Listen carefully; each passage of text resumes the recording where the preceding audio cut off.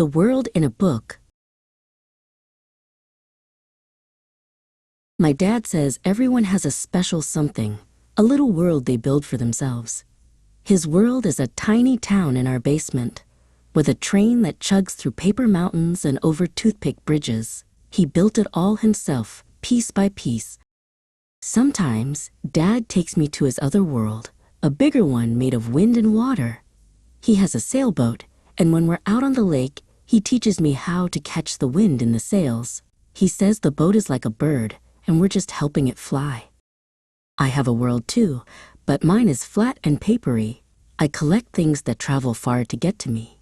I have stacks of comic books, each one a different adventure. My friends and I trade them, like explorers sharing maps to new lands.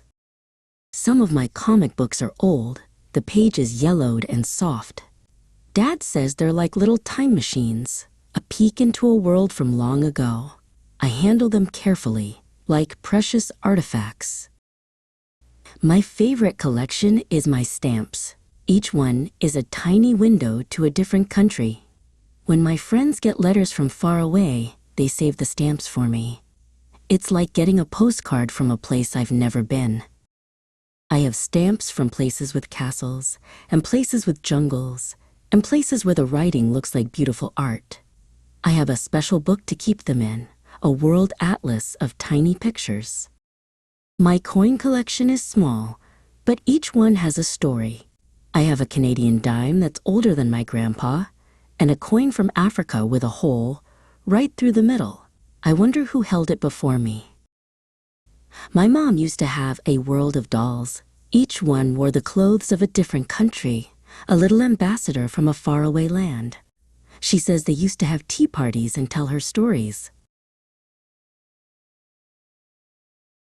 My friend, Leo, creates his own worlds with paint. He can make a blank canvas look like a stormy sea or a quiet forest. He's like a magician, pulling colors from a tube and turning them into something real.